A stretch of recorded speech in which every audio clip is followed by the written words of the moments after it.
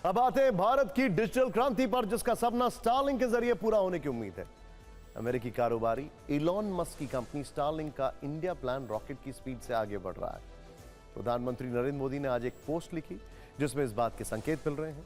हालांकि उन्होंने स्टारलिंक का नाम नहीं लिया, बस ये बताया कि मस्क से उनकी कई मुद्दों पर बातचीत हुई है, लेकिन उनके शब्दों में ही कुछ संकेत छिपे हैं। प्रधानमंत्री मोदी ने लिखा कि इलॉन मस्क से बात की और विभिन्न मुद्दों पर चर्चा की, जिसमें इस वर्ष की शुरुआत में वॉशिंगटन डीसी में हमारी बैठक के दौरान शामिल किए गए विषय भी थे। हमने टेक्नोलॉजी और इनोवेशन के क्षेत्र में सहयोग की अपार संभावनाओं पर चर्चा की है। भारत इन क्षेत्रों में अमेरिका के साथ अपनी साझेदारी को आगे बढ़ाने के लिए प्रतिबद्ध है। 2 दिन पहले 16 अप्रैल को स्टारलिंक का एक प्रतिनिधिमंडल भारत में था। इसमें कंपनी के वाइस प्रेसिडेंट चैड गिब्स और सीनियर डायरेक्टर रायन गुडनाइट शामिल थे। इन लोगों ने केंद्रीय वाणिज्य और उद्योग मंत्री पीयूष गोयल के साथ बैठक की। खुद पीयूष गोयल ने उनके साथ मुलाकात की तस्वीरें सोशल मीडिया पर शेयर की। पीयूष गोयल ने बताया कि उनके साथ स्टारलिंक की अत्याधुनिक तकनीक और भारत में भविष्य की निवेश योजनाओं पर चर्चा की गई। उसके बाद पीएम मोदी और मस्क के बीच डायरेक्ट बातचीत हुई है, जो भारत में स्टारलिंक के फ्यूचर प्लान का इशारा। इसी साल 13 फरवरी को वॉशिंगटन डीसी में मस्क ने प्रधानमंत्री मोदी से मुलाकात की थी। तब से ही यह चर्चा होने लगी थी कि इलॉन मस्क की टेस्ला और स्टारलिंक का भारत आना तय है। उस बैठक के बाद ही टेस्ला के लिए हायरिंग भी शुरू हो गई, जबकि पिछले महीने जियो और एयरटेल ने स्टारलिंक से डील की घोषणा की। Excuse me. Starlink satellite network है जो दुनिया भर में सैटेलाइट के जरिए इंटरनेट की सुविधा देती है। इसे इलॉन मस्क की कंपनी स्पेस एक्स ने बनाया है।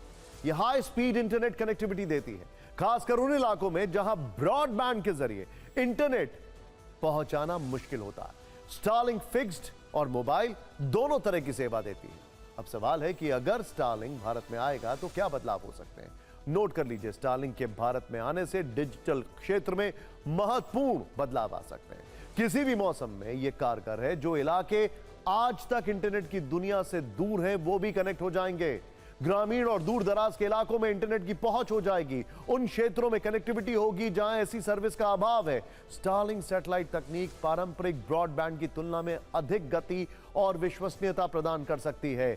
ऑनलाइन शिक्षा और डिजिटल स्वास्थ्य सेवा को बढ़ावा मिलेगा। बाढ़, बारिश, भूकंप या आपदाओं के दौरान भी इंटरनेट कनेक्टिविटी बनी रहेगी, क्योंकि सैटेलाइट के जरिए सर्विस मिलती है। ग्रामीण क्षेत्रों में आर्थिक गतिविधियों को बढ़ावा मिल सकता है। व्यापार और रोजगार के नए अवसर मिल सकते हैं, लेकिन इसके संभावित सुरक्षा जोखिमों पर भी ध्यान देने की जरूरत है। वैसे स्टारलिंक सैटेलाइट इंटरनेट की सर्विस थोड़ी महंगी जरूर होगी।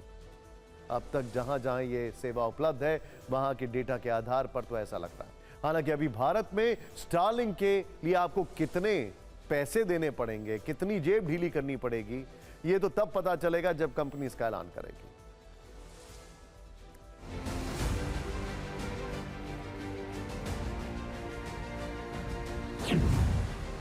स्टारलिंक के पास पूरा का पूरा इकोसिस्टम है। वो सैटेलाइट बनाते भी हैं, अपना सैटेलाइट लॉन्चर भी है, सैटेलाइट सर्विस भी प्रोवाइड करते हैं। एक ये यूनिक फीचर है जो किसी और ऑपरेटर के पास मिलेगा नहीं ना। जो हम डार्क स्पॉट बोलते हैं कि यहाँ पे कवरेज बिल्कुल नहीं है, वहाँ तुरंत बगैर कोई काम किए हुए एक्स्ट्रा वहाँ पे काम सर्विसेज पहुँच सकती हैं।